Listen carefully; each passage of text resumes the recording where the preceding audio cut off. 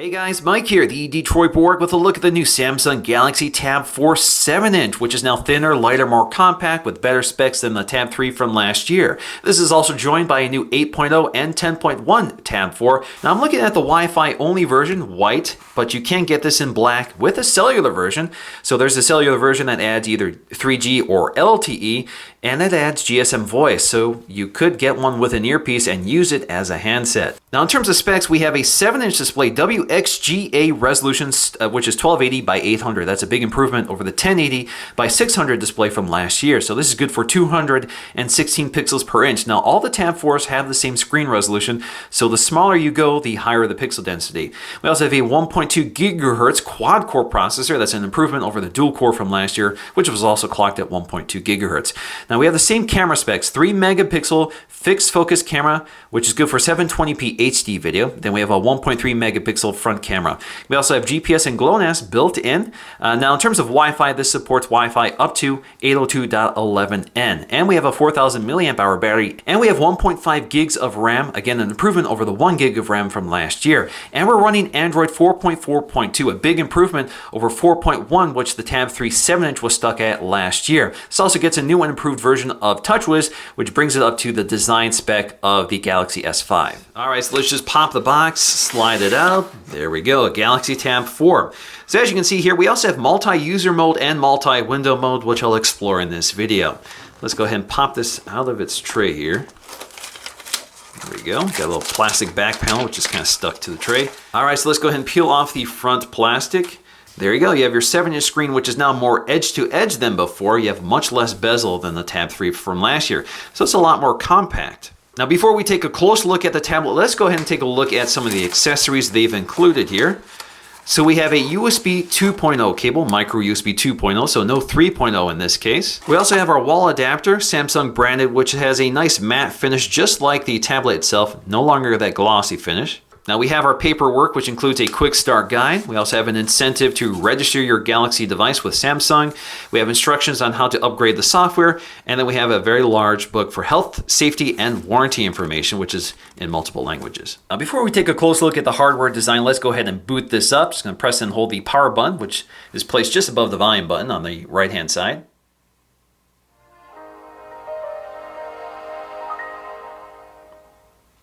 All right, so let's go and take a look at the design of our tablet. As you can see, it can be used in landscape or portrait orientation. It does seem to be designed primarily for landscape orientation because that is where the IR blaster is located. But as you can see, it's now a much more one-handable tablet because they've shrunken down the bezels considerably. The design is now catching up with Samsung's other higher-end tablets like the Tab Pros.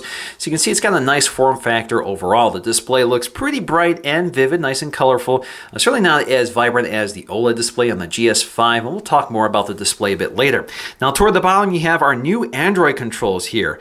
So these pretty much catch up with the Tab Pros as well as the Galaxy S5. So we have a recent apps button as opposed to a menu button like we did with the Tab 3. We have our home button and back button, and as you can see here, they are not backlit like they are on the higher end tablets. Up top, it's pretty simple. Just a 1.3 megapixel front-facing VGA camera, so a fairly mediocre camera. Again, there is no ambient light sensor, and there is also no LED notification light. Now, as you can see here, the glass is surrounded by a plastic bezel with that chrome finish.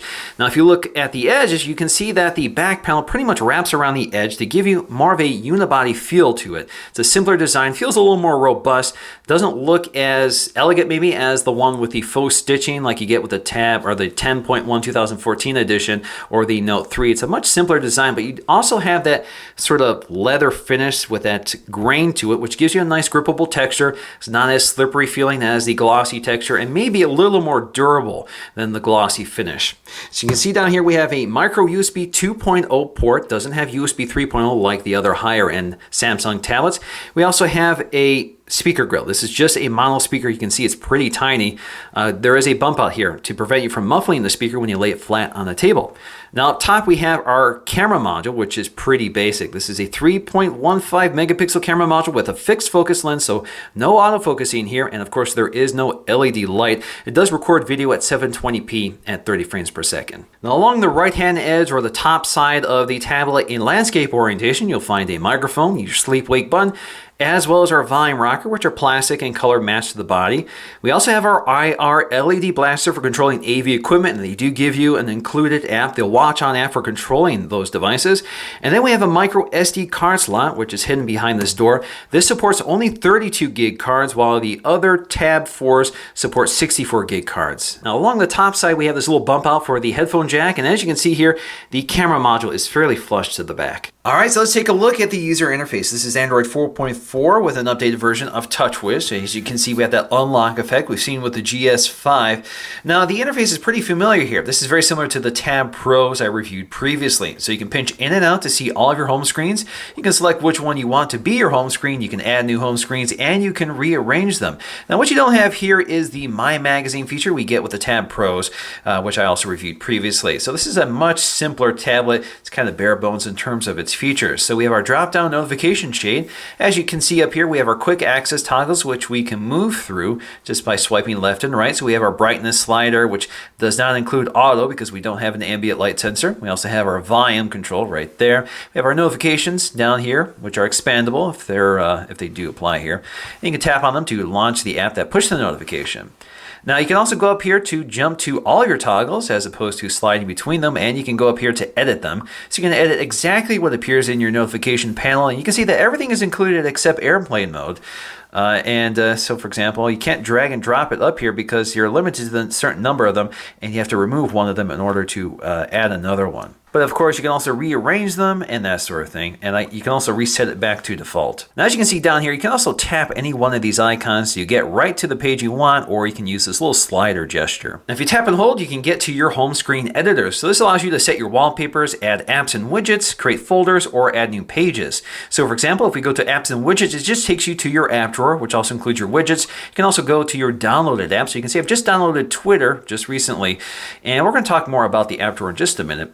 You can also tap and hold here to create a folder. So if we go to create a folder, let's go ahead and test one. So you just create a folder, name it, you can reposition it, and you can add apps to it. Let me go here. So you can see you can move it around to other home screens. In fact, when you bring up the editor, you can see you have your home screen previews down here. So you can drag and drop to any home screen you prefer, like so. And we can drag and drop apps to it either from the home screen or from the app drawer. So let's go to apps here. You can drag and drop my files here, like so, and move it around.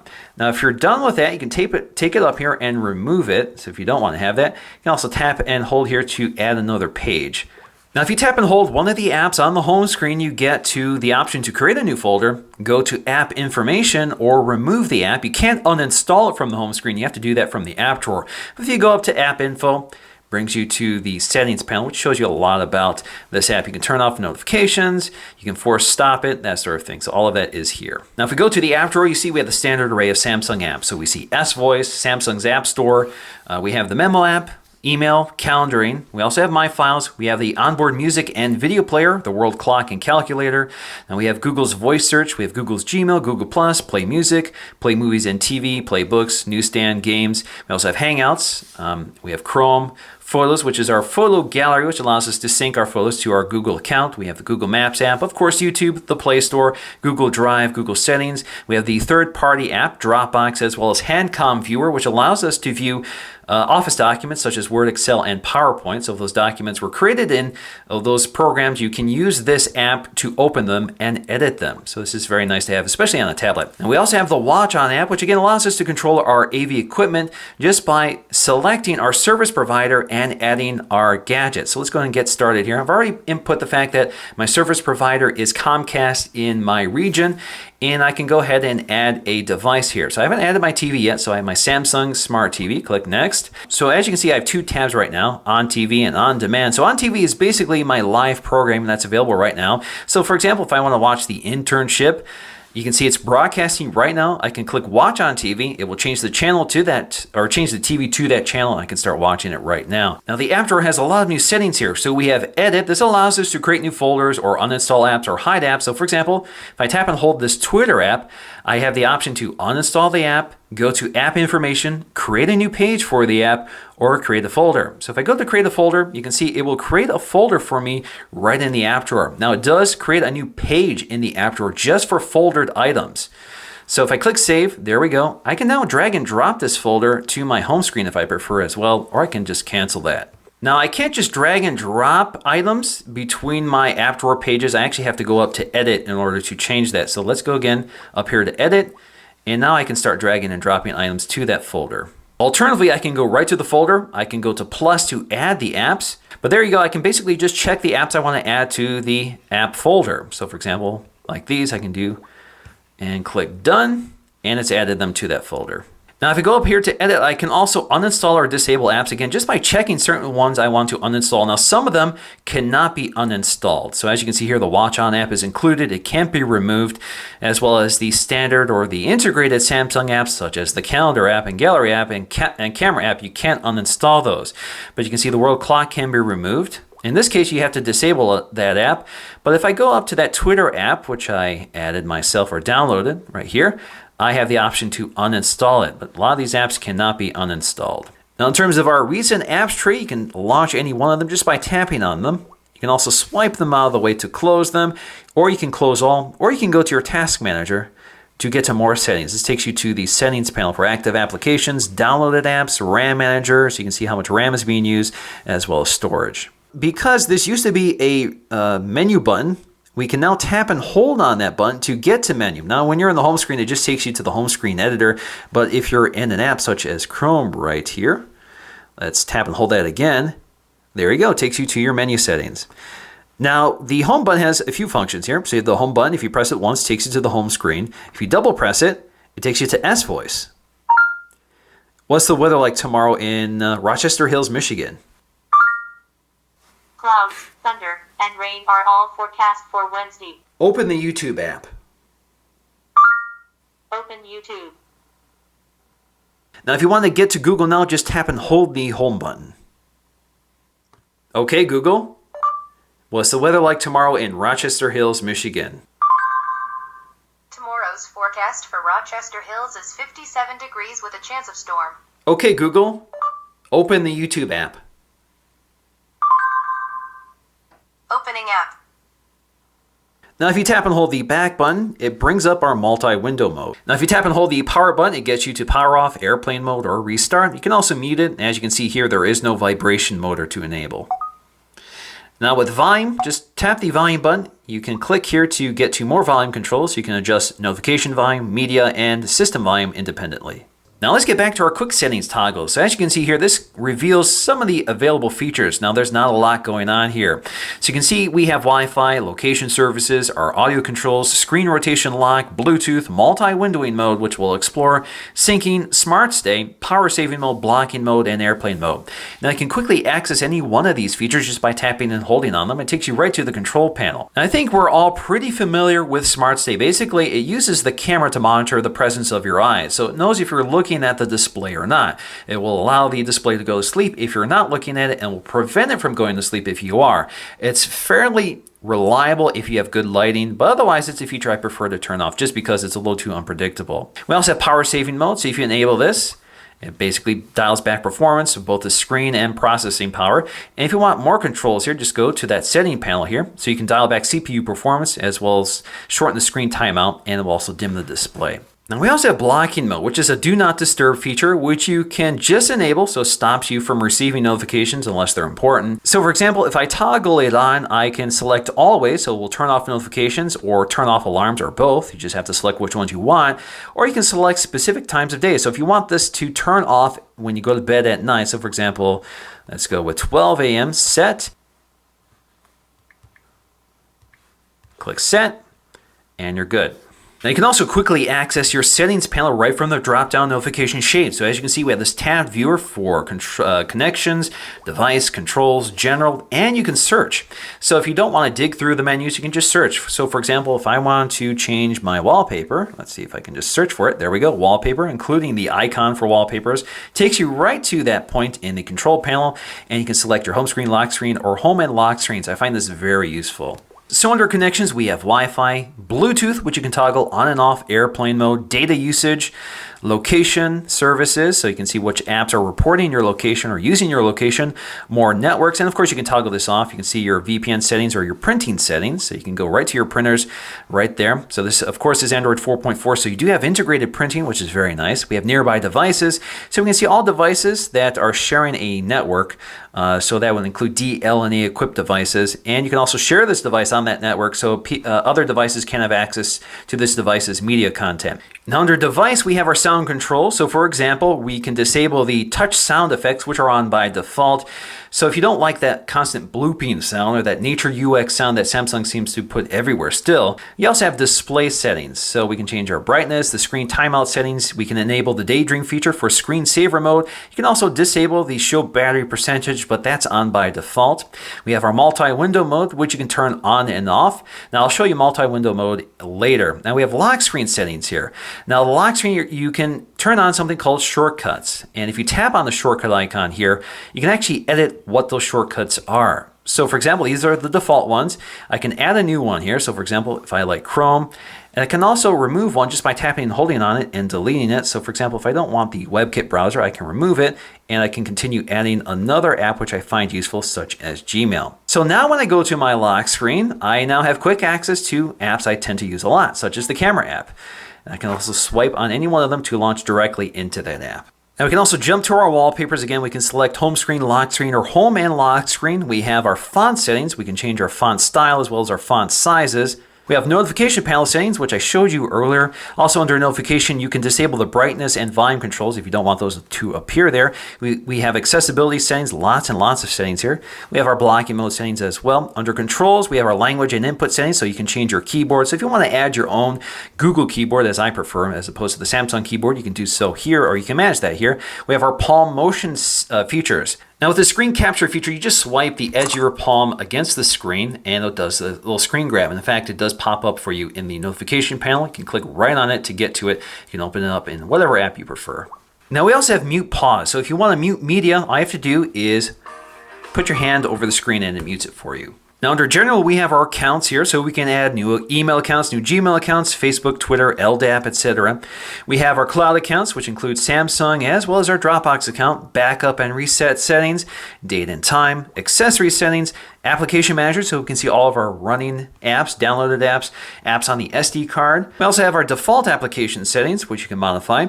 Battery, so we can see our battery percentage. We can see our battery usage data. We have our power saving mode, which you can toggle on and off. Storage, so you can see what's taking up all your storage. You can see there's not a lot of storage left, and I haven't installed much. We have security settings, and we have about device. Now in terms of the multi-window mode, if you have it enabled, all you have to do to access it is swipe in from the right edge of the tablet. This works in landscape or portrait orientation. You can see all the apps that support multi-windowing, which is most of them. So for example, you can launch YouTube. You just drag and drop it to the screen. It launches the app. Now you can launch another app side by side. So for example, if you want our Chrome browser. Hey guys, Mike here, the Detroit board with a look at two devices. So I can play back one of my videos in full screen on the left-hand side and continue watching my video while searching the web. So I can go ahead and go to The Verge. Brings up a text box that floats and moves around. So again, let me bring that here. So I can move that around here so I can keep it out of the way. So there we go. I can pinch and zoom while watching video on the left-hand side. Now I can resize the window like so. So if you want to see your video a bit larger, you can do it that way. You can also tap on the circle to get to settings. So you can switch the sides here, like so. So switch from left hand to right hand side. And again, same story here. You can also copy one item from one window to the other window using this utility.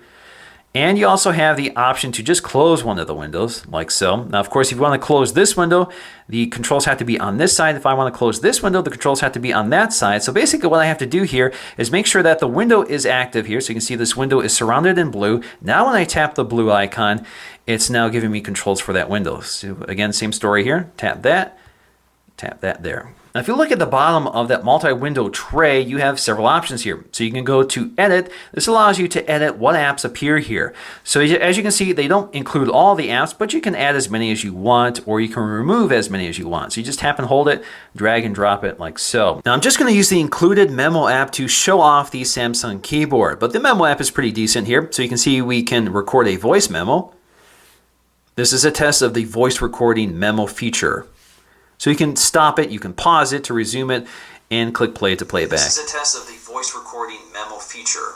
And you can delete it if you want. You can also add images either from the camera or your image gallery and that sort of thing. So let's get to that keyboard.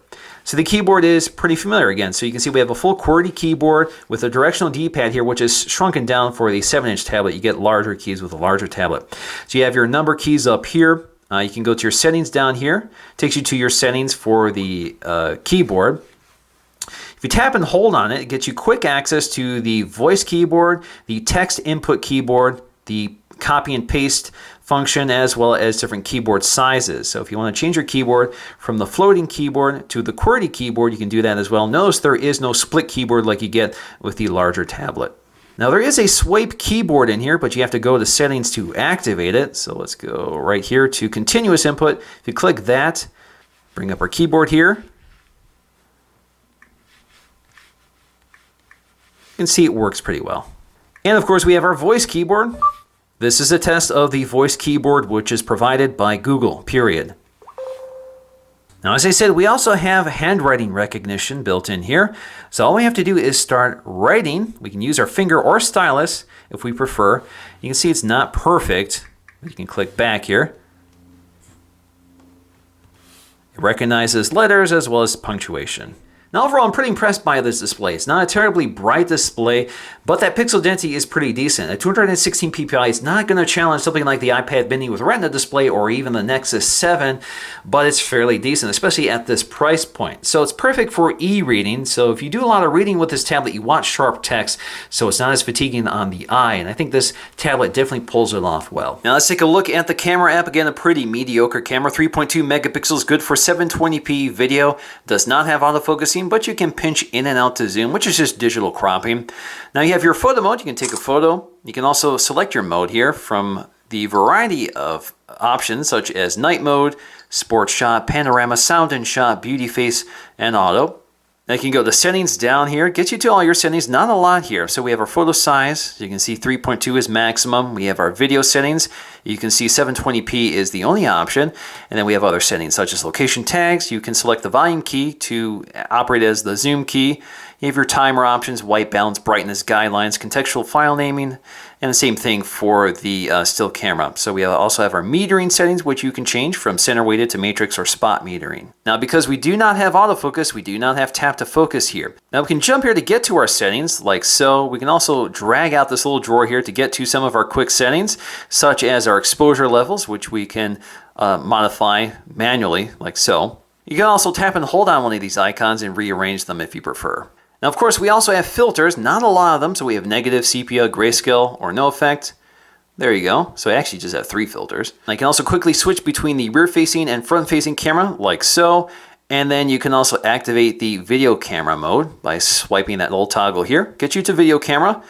And again, you can start recording video. Now, you can't shoot photos while recording video like you can with Samsung's more powerful hardware. You can click pause.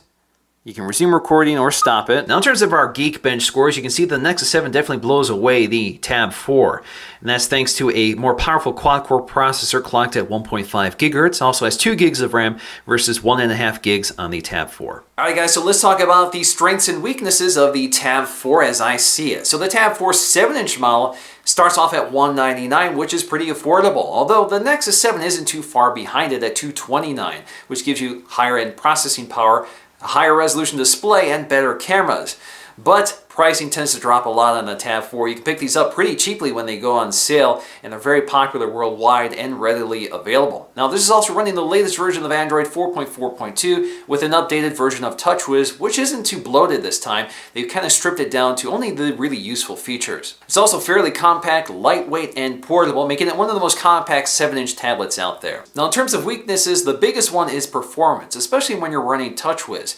Now, it doesn't have terrible internal specs, but it doesn't have the specs it needs to really keep up with the demands of TouchWiz. So while they've stripped down TouchWiz, it's still there. It's not as optimized as the stock experience on the Nexus 7, which flies on the Nexus 7 tablet. So you can definitely notice the speed difference when using the Nexus 7 versus the Tab 4. Now the display is also kind of dim, so it's not great outdoors. It has a fairly mediocre camera and has a really small tinny rear-facing speaker, which isn't as good as the stereo speaker on the Nexus 7 or on the stereo speakers on the iPad mini with Retina display. But in the end, this is a much better tablet than the Tab 3 7-inch from last year. So if the prices come down to match where that went, then I definitely think this is one to consider for a lot of people. So that's going to do for me in this video. I will be covering the Tab 8.0 and 10.1 soon, so stay tuned for that, and I'll see you again in the next video.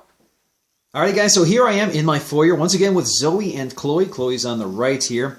So I'm using the rear-facing camera, which is 3.15 megapixels. So it's a pretty mediocre camera. Good for 720p HD video. I do not have tap to focus, but I can zoom in while recording.